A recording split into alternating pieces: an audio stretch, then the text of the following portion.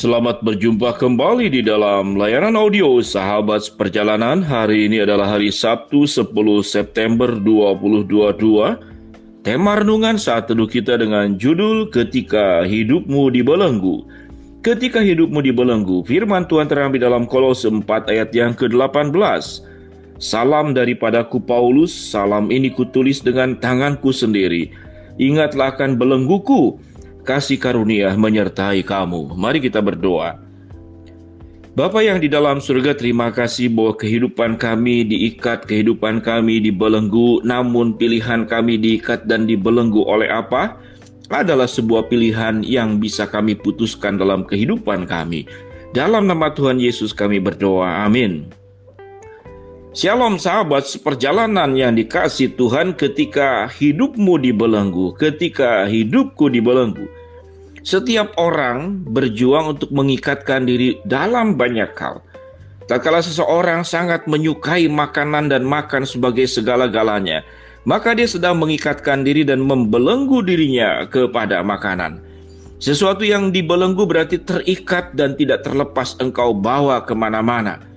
Sahabat seperjalanan, orang-orang dengan pemahaman ekstrim, dia bisa menjadi teroris, dia bisa membelenggu dirinya dengan keyakinannya, dan dia bisa meledakkan dirinya dengan membawa bom di dalam tubuhnya, kemudian membunuh banyak orang dengan tanpa rasa bersalah.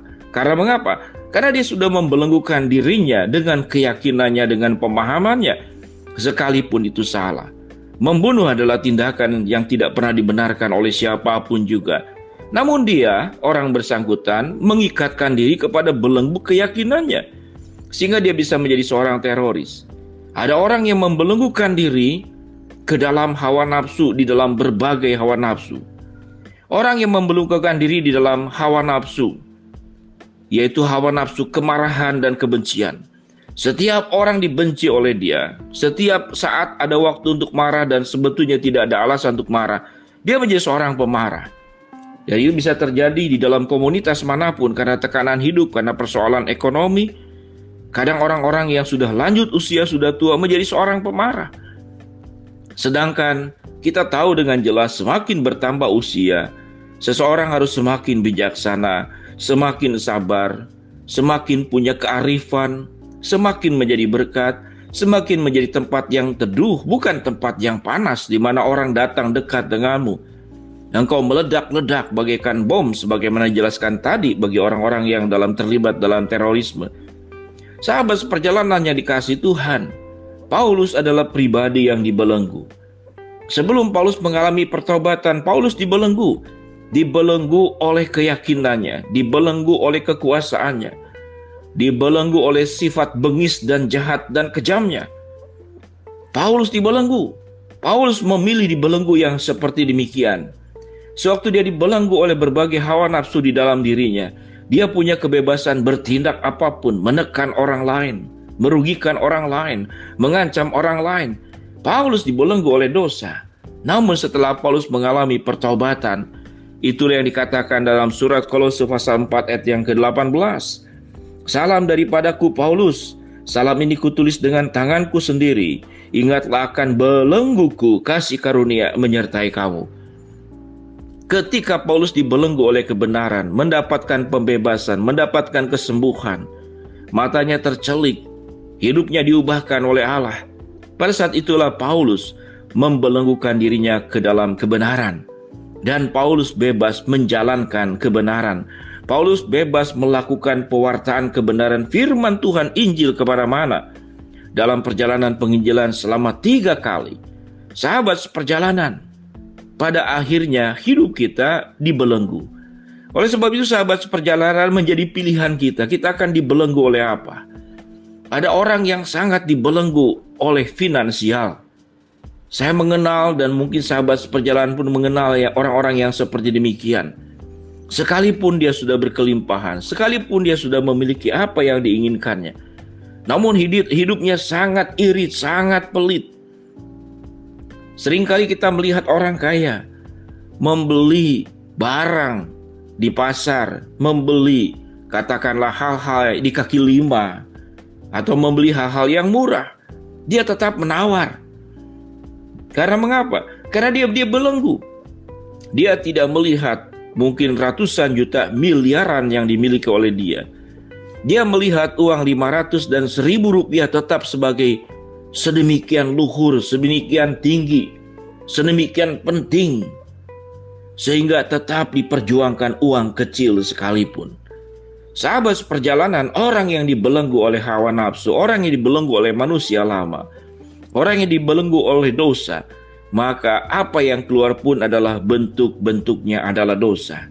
Namun tatkala kita dibelenggu seperti Paulus, dia sudah dibelenggu oleh kasih karunia. Oleh sebab itu Paulus mengatakan kepada jemaat di Kolose, kasih karunia menyertai kamu. Paulus dibelenggu oleh kasih karunia. Dia tahu hidup dia adalah hidup berdasarkan anugerah Tuhan. Dia tidak akan mengikatkan diri kepada hal yang lain. Dia hanya akan diikat oleh anugerah Tuhan. Dia akan diikat hanya oleh kasih karunia dari Tuhan. Karena hidupnya dipenuhi oleh anugerah, karena hidupnya dipenuhi oleh dengan kasih karunia, maka kehidupan yang keluarnya pun adalah kehidupan yang penuh dengan anugerah. Kehidupannya pun adalah kehidupan yang penuh dengan kasih karunia. Kemana-mana dia membawa damai sejahtera. Kemana-mana membawa kabar-kabar baik yang diwartakan kepada orang-orang lain. Kemana-mana membawa akan jiwa Yesus, hati Yesus. Kehidupan Yesus ada di dalam dirinya. Paulus menjadi Yesus yang meneruskan semua hal yang dilakukan oleh Yesus semasa hidupnya di dalam dunia sampai kepada kematiannya. Dan Paulus menjalankan apa yang dikatakan dan dituliskannya oleh dirinya sendiri. Ikutilah jejak penderitaan Kristus, dan Paulus melakukannya.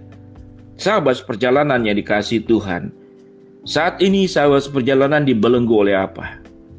Kalau sahabat seperjalanan dibelenggu oleh manusia lama, dibelenggu oleh dosa, maka di hati kita, di perasaan kita, di pikiran kita hanya akan dibakar oleh api-api hawa nafsu, api-api kemarahan, api-api kekuasaan, oleh api-api keserakahan, oleh api-api kebencian, oleh api-api ingin menundukkan siapapun di bawah tanganmu.